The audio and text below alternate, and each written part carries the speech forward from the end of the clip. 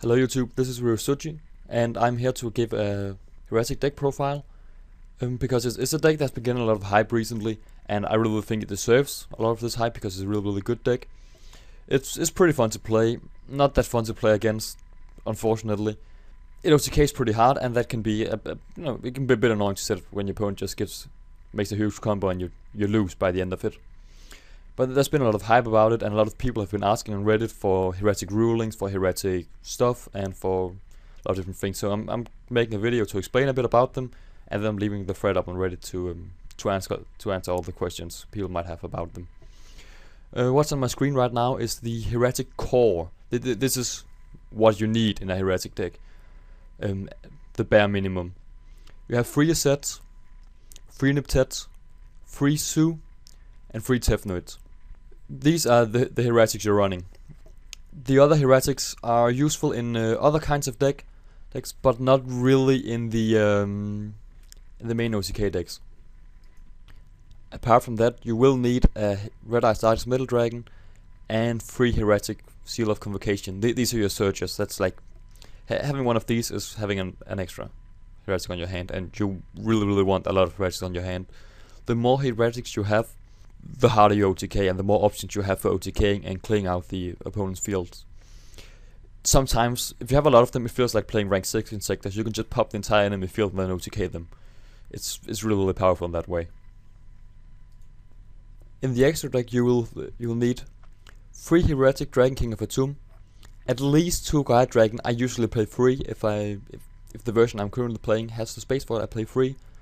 You need at least 1 Player Des and 1 Constellar Ptolemy M7. I think that's how it's pronounced. The rest of the cards in the deck fall into one of these 5 categories.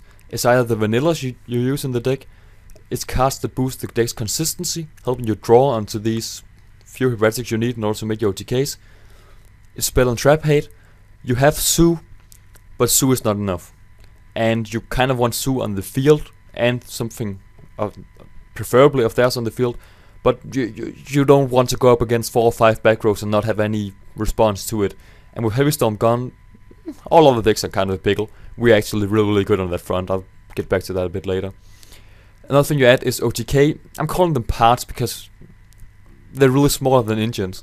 Sometimes it's like 1 or 2, perhaps 3 cards you're using in order to make your OTKs a bit more.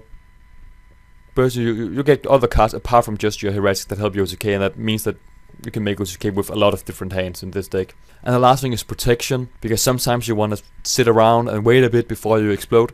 Hieratics is a very explosive deck. If you don't have something, you don't do something. If you don't have your OTK, you often just wanna wait a few turns, see if you can get your OTK, and then hit them with everything at once and win the game.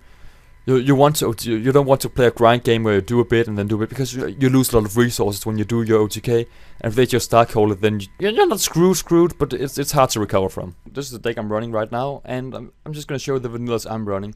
I'm running a Curse of Dragon in order to make rank 5 exceeds with some of my Niptet, mainly sometimes with an set. Set is good because it can actually make exceeds with either Curse of Dragon or with my Wattails, my other vanilla. So these are the vanillas I'm running right now. Next set in Shadow Spectres, we're getting something awesome. I'm just gonna show you guys right away. Is this guy, Labradorite Dragon. At this point, you can just cut out Curse of Dragon because this guy is a tuner, level 6, that can exceed level 6, and it can synchro with Niptet, who you would otherwise go vanilla level 5 with, or with Iset, in order to make Star Eater. And that's just it just feels good. It feels really good to just be able to make Star Eater instead of making some, I'm not gonna say useless rank 6, but comparably not as strong when you attack level 6 monster. So that's the vanilla I would suggest running. There have been some using Luster Dragon and Parrot Dragon in a Dragon Ruler variant. I have to be honest, I don't really know a lot about that one. I have seen a few people play it at the Danish Nationals when I was playing there. I have to say I wasn't impressed. It didn't strike me as really powerful, and it used Luster Dragon instead of Wattail, and it had that has 100 less attack, and those 100 attack are actually kind of important in one of the OTKs I'm gonna show you later, because I end up at exactly 8,000, and they end up at 7,900, and those 100, that's game. In those hundreds. So I prefer to have my Wartail Dragons compared to the what's called the Lost Dragon number 2. For consistency, I run 1 day of peace. 1 day of peace actually is both consistency and protection in one card. It doesn't get much better. The other thing to use is koa'ki, because if you're not gonna explode, then you're probably not gonna summon anything anyway. So it's okay just to throw a koa'ki, tribute it, draw 2 cards. I run Tragodias both to protect me when I've koa'ki'd, and because of some awesome exceed possibilities with them. And then I run 3 Pot of Duality, because, you know, Pot of Duality just goes well with koa'ki. Neither of them allows you to special summon, but if you use Pot of Duality and then koa'ki, then you don't really care if you get to special summon, because that was your plan all along. That's pretty much what I run for consistency outside of the call. I run Maxis as well. For spell and trap hate, I'm running Forbidden Lands, because a lot of the time you really want your opponent to have 1 card on that side of the field, 1 spell trap, so you can pop it with 2. So having Forbidden Lands, you don't have to clear out everything in order to get to safely summon 2 is a big advantage. Sometimes though, when the opponent has set a lot of back row, which they do in the current format a lot of times, because Heavy is not a card anymore, Hieratic can run 3 of them if they want to. I'm only running 2, because as I said, a lot of the time you really want them to have something. But you have a Wingbeat of a Giant Dragon, and this card is just, you use it along with Tefnuit a lot of the time, and just say summon Tefnuit, and then I want to return Tefnuit to my hand, and then destroy all spell trap cards on the field. And you don't really have any spell trap cards on your side of the field anyway, so yeah, you don't really care. It's really amazing for an OTK enabler, and you can see I'm siding Royal Decree, and I'm actually siding Trapstun as well in some of my other versions of the deck. But Wingbeat of Giant Dragon is just so damn practical in round 1. The other ones, Royal Decree, is for when you run continuous trap cards like Rally of the Warlords. You might not want to destroy it in case they have something on their side of the field that can stop it, so you might just want to negate it either for a while with Royal Decree, or just temporarily with a Trapstun. The second last part is OTK enablers. These are the cards that help your OTK, non-Hieratic cards that help your OTK. It's cards like Exodius, the Ultimate Forbidden Lord. You can only ever use 1 of him, so you don't ever want to have 2 of him. You can OTK just fine without him. But him, Tragodia, and Red Stark's Metal Dragon are all level 10, and we have a wonderful level 10 exceed called Gustav Max. Details 1 material, deal 2,000 damage. That's amazing, and even has 3,000 attack and can attack the same turn if you want to.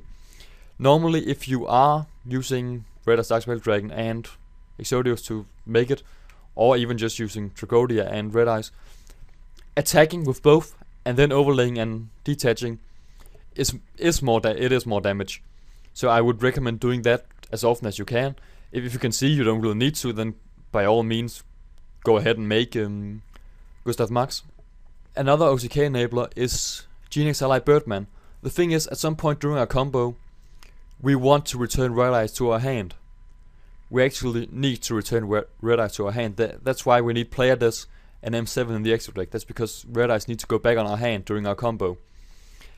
And Genex Ally Birdman just does that. You know, it does, and it allows us to make other exceeds apart from those 2 during our combo. And it allows us to it actually allows us to OTK with only 2 Hieratic cards in our hand. It requires either a set or Tefnuit and then a Zoo, and then Genex Ally Birdman is just GG. It doesn't even need to be Zoo, it just needs to be 2 Hieratics actually, where at least one of them is special summonable. So that's a really good card for that. And then finally there's some protection from their attacks. That's 1 day of peace, protect you from all battle damage, is amazing. Tragodia just puts up a massive wall, especially if you just koa'ki'd for it. Massive wall, often 3,000 turn to attack on your turn with 3600 damage. And I guess that's about it. Effect Veil to stop them with. That's another practical tech. But that's about the protection you need, because normally you want to decay in one of the first 2 or 3, preferably the first turn. If not, second or third turn is fine as well. But you don't really want the fight to drag out much longer than that. The longer they have to put up a back row, the harder time you're going to be having. The good thing about Hieratics is that they can pull off feels like this. This is a 1 turn thing. I made this in 1 turn. Nothing on the field, nothing in the graveyard. It was just combo off, make that. All in all, on my side of the field, there is 13,400 damage right now. I'm gonna overlay Red Eyes and Exodius to a Gustav Max. The opponent at this point was dead anyway. He hadn't removed the damage from Gaia Charger. He hadn't seen that it had piercing damage, and he put a 0 defense monster. But this is just an example of how amazing fields you can put out. While editing this video, I noticed that I had completely forgotten a single card in my deck, so I'm just adding it in here in the end. I forgot Kokimiro Draco.